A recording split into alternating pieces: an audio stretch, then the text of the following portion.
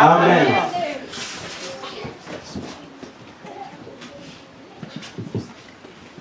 Je dois avouer que vous êtes une église fantastique. Vous avez une direction fantastique. Vous avez une chorale fantastique. Et tout ça c'est pour la gloire de Dieu. Je vous aime beaucoup dans le Seigneur. Depuis que j'étais ici pour la toute première fois, j'avais senti quelque chose de différent.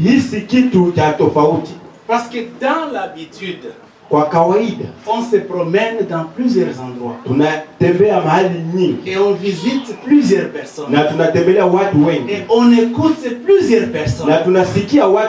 Mais parfois vous arrivez à une personne, quand cette personne parle, vous sentez quelque chose de différent. Vous sentez la présence de Dieu dans ces paroles.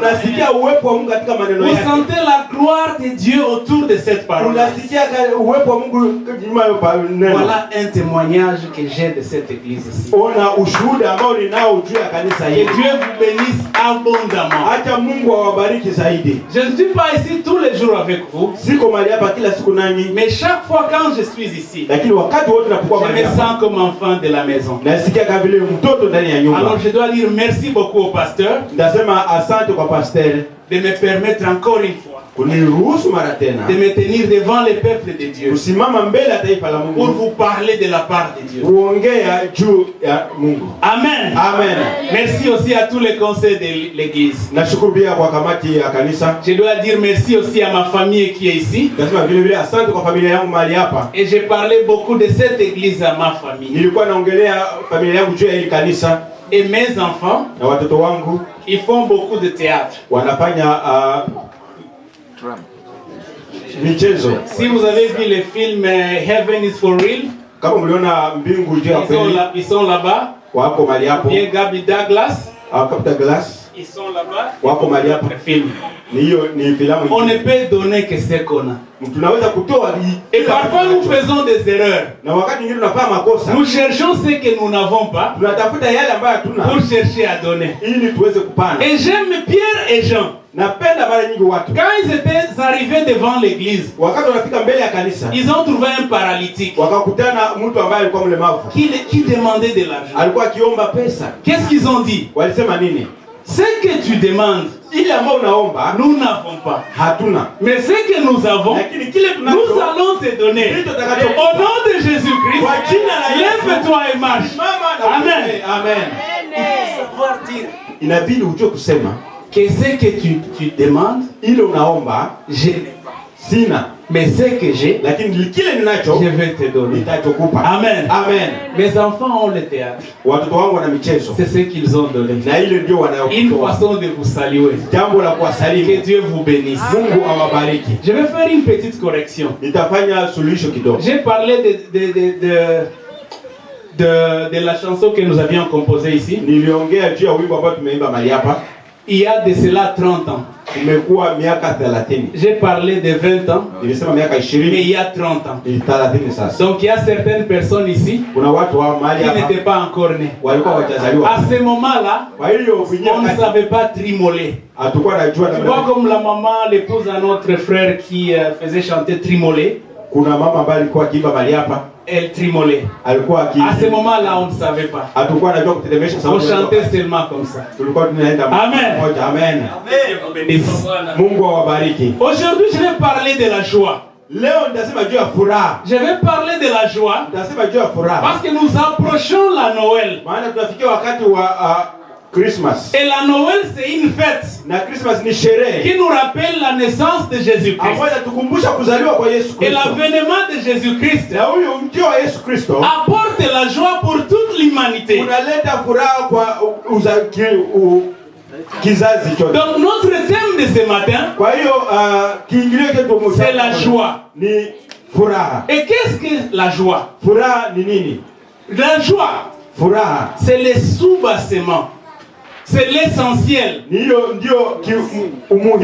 la vie chrétienne. Sans la joie, il n'y a pas la vie chrétienne. Nous sommes des chrétiens parce que nous avons la joie. Et comment nous avions reçu cette joie? Par la bonne nouvelle de l'avènement de Jésus. Amen. Amen. La Bible dit ceci. Les bergers étaient en train de perdre les troupeaux. Il y a de cela 2014 ans. Un ange de Dieu est apparu dans la gloire immense. Et ces bergers avaient trop peur parce qu'ils ne savaient pas qu'est-ce qui arrivait. Et cet ange a dit ceci: ne craignez pas, je vous apporte une nouvelle. Cette nouvelle va amener la joie à tout le monde. Amen. Amen. Je vous apporte une nouvelle qui va amener la joie à tout le monde. Que Dieu soit loué. Est-ce que nous avons la joie tous les jours? Est-ce que nous sommes contents tous les jours? Dans la perspective des chrétiens, il y a une différence entre être dans la joie et être content. Être dans la joie et avoir le bonheur. Amen. Amen. Écoutez-moi un peu. La joie, elle est constante. La joie, elle est interne. La joie ne change pas, ne dépend pas des circonstances. Amen. Amen. Mais le bonheur, le contentement, c'est être. Ce sont des raisons externes. Ce sont des choses qui changent. Ça dépend des circonstances. Tu peux être content aujourd'hui et tu es un peu inquiet demain, dépendamment de ce qui se passe. Mais nous les chrétiens, nous avons la joie. Nous avons la joie. Cette joie interne qui ne dépend pas des circonstances. Peu importe la situation, nous avons la joie parce que nous croyons que Jésus-Christ est venu. Il est venu pour nous sauver. Nous avons la joie parce que nous savons qu'il va être avec nous. La Bible dit ceci: son nom c'est Emmanuel. Ça signifie Dieu avec nous. Quand vous êtes avec Dieu, vous avez la confiance. Quand vous êtes avec Dieu, vous avez l'assurance. Quand vous êtes avec Dieu, vous avez la garantie. Amen. Amen. Que Dieu vous bénisse. Donc c'est ça la joie. Et c'est pourquoi la Bible dit ceci. Dans Philippiens 4:4. La Bible dit ceci: réjouissez-vous dans le Seigneur. Encore je le répète. Réjouissez-vous. Amen. Amen. Nous devons être contents.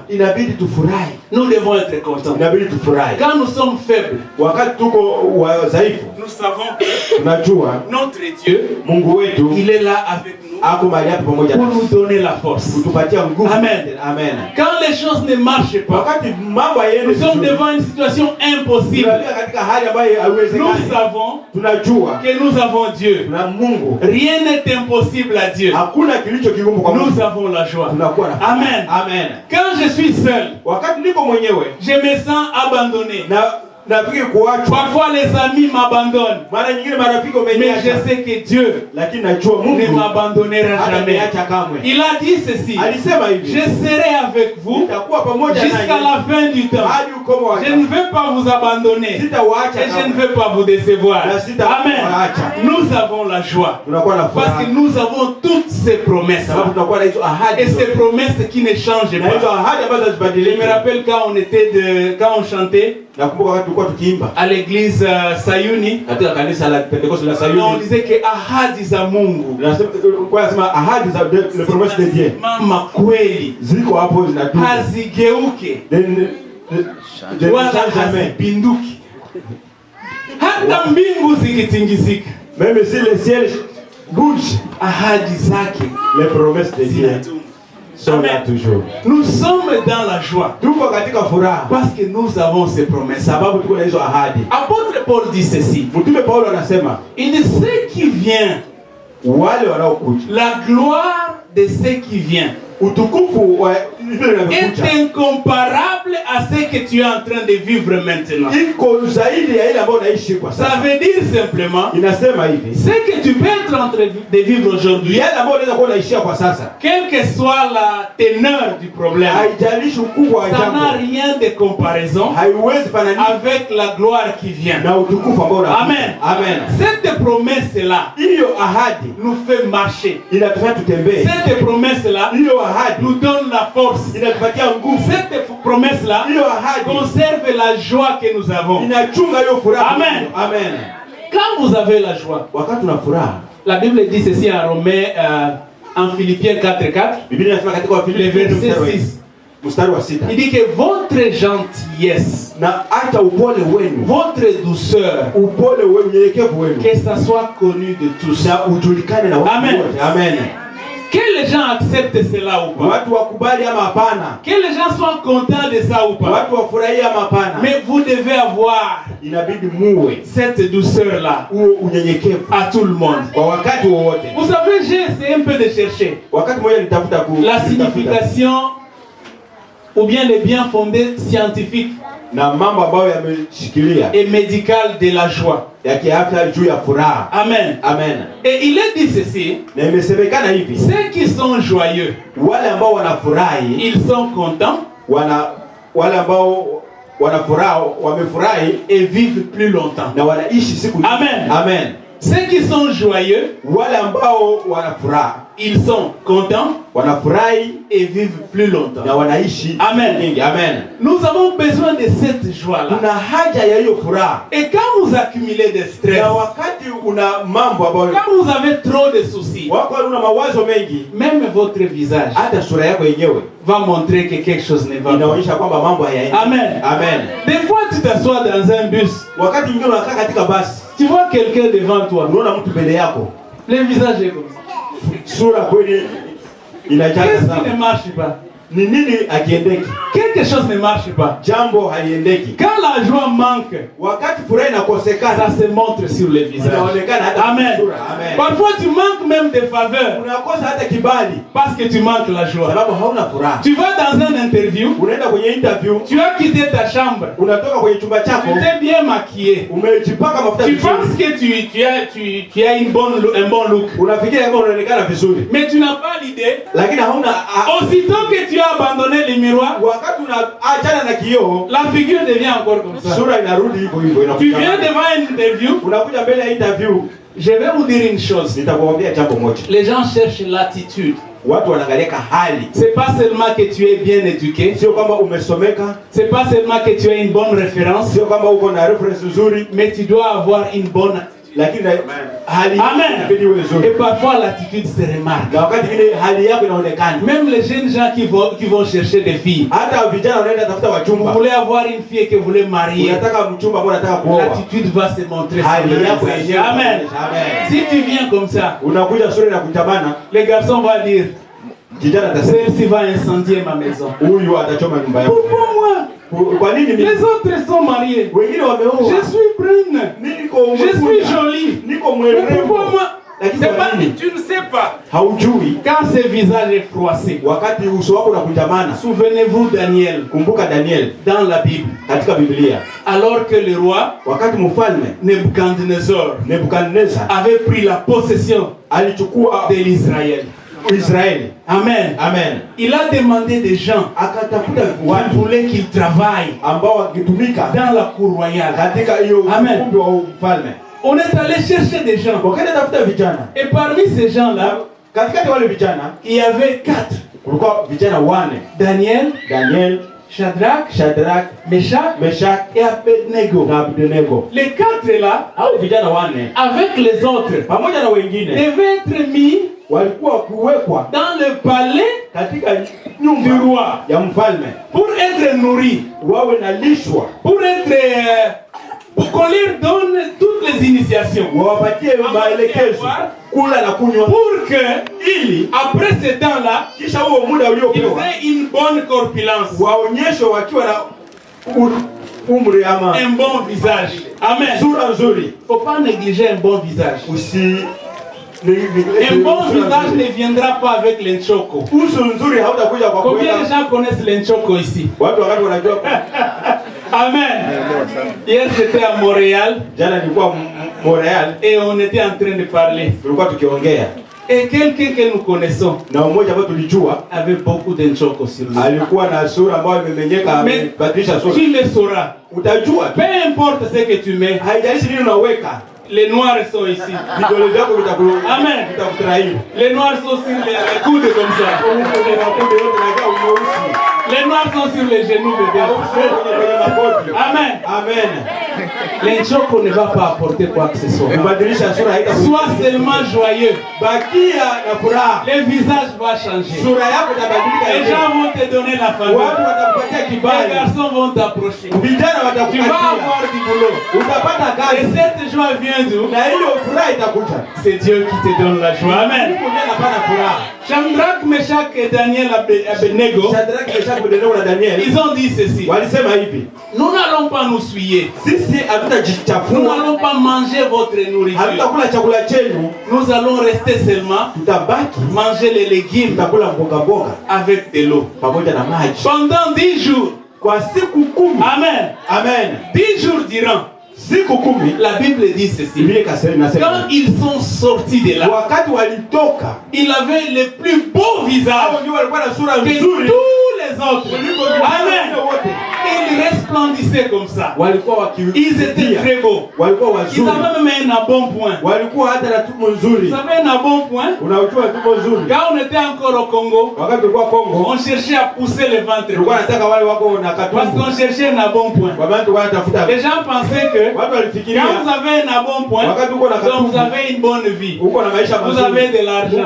Amen. Amen. Mais ici vous en avez, même quand vous n'avez rien. Amen. Amen. Mais la Bible dit, les jeunes 4 garçons, ils étaient tellement beaux que tout le monde, et en plus de cela, Dieu leur a donné l'intelligence, la compréhension, la sagesse, la connaissance et la science qui dépasse tous les magiciens et tous les enchanteurs qui étaient dans la cour royale. Amen. Amen. Amen. Ça c'est le mystère de Dieu. Quand vous avez la confiance en Dieu, je crois formellement que Daniel, Shadrach, Meshach, Abednego, ils avaient la confiance en Dieu. C'est ce qui a changé leur apparence. Ils savaient.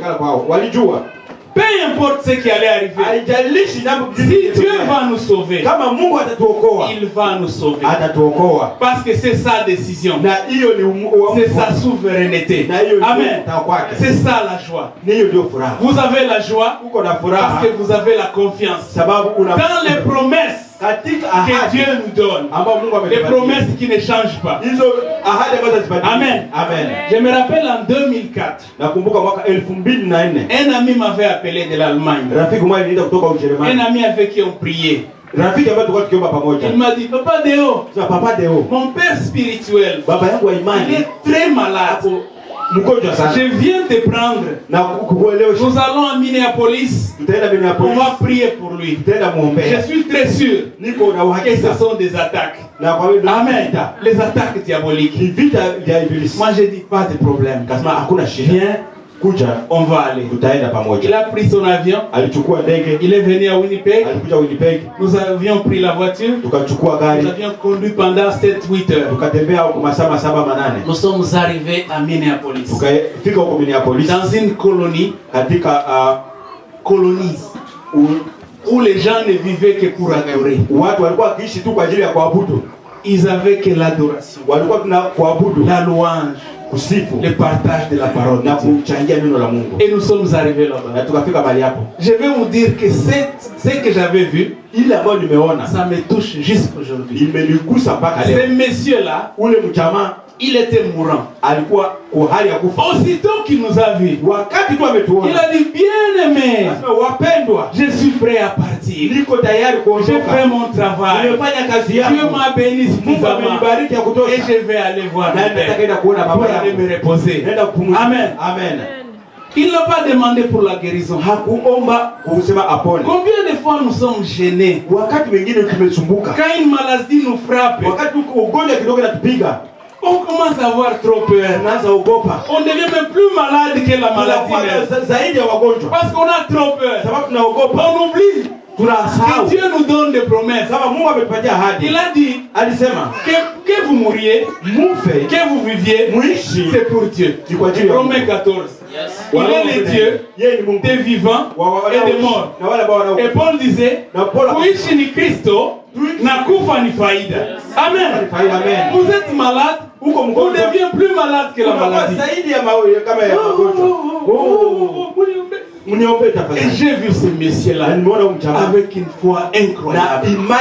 Il dit, oh mes chers amis, mes bien-aimés, je suis prêt à partir. J'ai fait mon travail. Et Dieu m'a béni. Dieu m'a parlé. Dieu m'a exaucé. Et j'ai été touché. Et mon ami avec qui on était, il disait, non, non, je ne te crois pas. Ce sont les attaques de Dieu. Ce sont les démons. Et faites attention, bien-aimés. On cherche les démons partout. C'est seulement Dieu qui est partout. Le diable n'est pas partout. Il laisse dans certains endroits. Pourquoi vous voulez chercher Dieu? Non, cherchez le diable. Même là où il n'est pas. L'homme a une alliance avec Dieu. Dieu lui a parlé. Il est prêt à partir pour rester, se reposer dans le paradis. Hein? Il sait que les bonnes choses, beaucoup mieux que cette terre, l'attente là-bas. Nous, avec notre excès de zèle, ce sont les démons, c'est le diable, ce sont des liens. Moi, je n'ai pas voulu discuter. On va prier. Je sais que Dieu va les ramener à la vie. Tu vois nos gens parfois, beaucoup d'excès de zèle. Nous avions fait un jeûne de 3 jours. Sans manger, sans boire, sans faire quoi. Dieu va les ramener à la vie. Nous nous sommes isolés dans une petite chambre. On a prié. Il n'y avait même pas une natte comme ça. Il n'y avait même pas une chaise. On a prié. Et quand on est sorti, on est allé voir les messieurs. Il a dit, oh mes amis, Dieu est merveilleux. Il a beaucoup de souffrances. Il sait qu'il va mourir dans quelques jours. Mais il est en train d'adorer son Dieu. Il est en train de voir les merveilles de Dieu. Et nous sommes rentrés encore. Peut-être on n'a pas prié suffisamment. Il faut qu'on prie encore davantage. Nous avons prié, on a prié. Nous sommes rentrés encore. Il dit, oh, ne vous en faites pas. Je suis maintenant prêt à partir. Nous avions fini notre prière. À peine que nous sommes sortis, on nous fait un coup de fil. Le pasteur vient de décéder. Amen. Et il est décédé, entouré de ses fidèles. En train de chanter. Nous étions venus avec notre agenda. Amen. Amen. Les autres voyaient la gloire de Dieu dans le départ du pasteur. Nous, avec notre zèle, nous voulons maintenant chasser les démons. Là où il n'y en a pas. Amen. C'est important. Amen. Amen. La Bible nous dit ceci. Par faute de la connaissance, mon peuple périt. Amen. Amen. Par faute de la compréhension, mon peuple va en exil. Nous avons besoin de comprendre Dieu. Nous avons besoin de comprendre les signes de Dieu. Nous avons besoin de comprendre comment Dieu fonctionne. Amen. Quand Dieu décide Wakati Mungu anaamua que je vais te sauver, nitakuokoa, il va te sauver. Amen. Il va te sauver. Atakuokoa. Souvenez-vous le roi Ézéchias, mfalme Ezekia attaqué par le roi Sanherib. Wakati anavamiwa na mfalme wa Sanherib, il a dit ceci. Alisema hivi, Dieu m'a parlé. Mungu amenizungumzia par la bouche des prophètes Esaïe. Kupitia kinywa cha mtumishi wa Dieu m'a dit ceci. Amesema hivi, Sanherib n'entrera pas ici. Amen. Dieu a dit. Il a envoyé Esaïe sur cette promesse-là. Ézéchias a fondé sa foi. Amen. Peu importe les menaces, c'était un roi très puissant, le roi des Assyriens. Il faisait beaucoup de royaumes forts. Mais Dieu a parlé à Ézéchias à travers Esaïe. Sennacherib n'entrera pas. Amen. Quand Dieu t'a dit, il t'a dit. Peu importe la menace. Parfois même, après que Dieu t'ait parlé, la menace augmente. Amen. Parce que l'ennemi parfois est puissant. Et il sait attaquer. Et il attaque même là où tu es le plus faible. Donc si tu avais par exemple une fièvre de 30 degrés, après que tu as la promesse de Dieu, la fièvre monte jusqu'à 40 degrés pour te secouer un peu. Mais tu as la joie parce que tu as cette promesse-là. Dieu a parlé. Je vais te sauver. Un point, un trait. Dieu a parlé. Il ne se répand jamais de ses promesses. Amen. Et ces prophètes, Esaïe, il est allé pour encore encourager le peuple d'Israël. Dieu a dit, la même route qu'ils ont empruntée pour venir, ils vont utiliser la même route pour rentrer. Soyez sereins. Dieu va vous délivrer. Amen. Mais connaissez l'histoire. Pendant qu'ils étaient en train de dormir, Dieu a frappé les ennemis. Amen. Dieu nous protège quand nous dormons. La Bible ne nous dit pas qu'Israël a combattu les Assyriens. L'ange de Dieu est venu pendant la nuit et par l'épée 185 000 personnes décédés comme ça. Quelle puissance. Amen. Parfois nous nous déployons. Nous croyons que notre force va nous donner. La Bible dit ceci. C'est en vain que nous nous déployons pendant que notre Dieu donne à ses enfants quand ils dorment. Amen.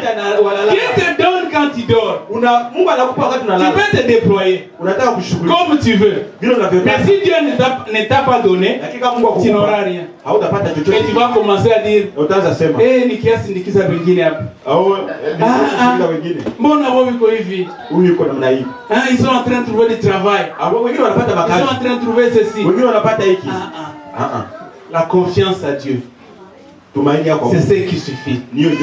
Amen. Amen. Nous devons avoir cette confiance. C'est ce qui nous donne la joie. Et cette joie doit être immense. Amen. Amen. Et quand vous avez cette joie, vous donnez. Paul dit ceci. Il n'y a plus de bonheur. Il n'y a plus de joie en donnant. Quand vous avez la joie, vous allez donner. Vous allez donner votre temps. Vous allez donner votre énergie. Vous allez donner vos ressources pour que quelqu'un d'autre soit en joie. Amen. C'est ça la joie. Il y a 2-3 jours, je suivais sur Facebook une fille ougandaise qui gardait les enfants. Ça m'a fait très mal. Cette fille a tapé frappé un enfant. Huyo mchungaji alipika huyo mtoto. Un enfant d'une année. Mtoto wa mwaka mmoja. Je ne peux pas regarder ça deux fois. Sikuangalia mara pili. Ça m'a fait mal au cœur. Kweli niligusa. Qu'est-ce que cet enfant a fait? Huyo mtoto alifanya nini pour qu'il soit battu comme ça? Ashughulikiwe namna hiyo. On a amené cette fille à la cour. Walipeleka mdada kwenye koti. On lui a demandé. Walimuuliza, qu'est-ce qui t'est arrivé? Ni nini nilikufikia? Pourquoi tu as fait ça? Kwa nini ulifanya hivi? Oh, naona bien. Sa maman me maltraitait. Mama yake alikuwa akinifanya vibaya. Et moi je me dis ceci. Qu'est-ce que cet enfant a à faire? Amen. Amen. C'est un peu ça ce que nous vivons. Quand quelqu'un t'a blessé, tu n'as pas quelqu'un d'autre qui n'a rien à faire avec celui qui t'a présenté, avec ton problème. Tu as ton problème à toi, tu emballes ça, tu emballes tout le monde. Tu dois montrer la joie.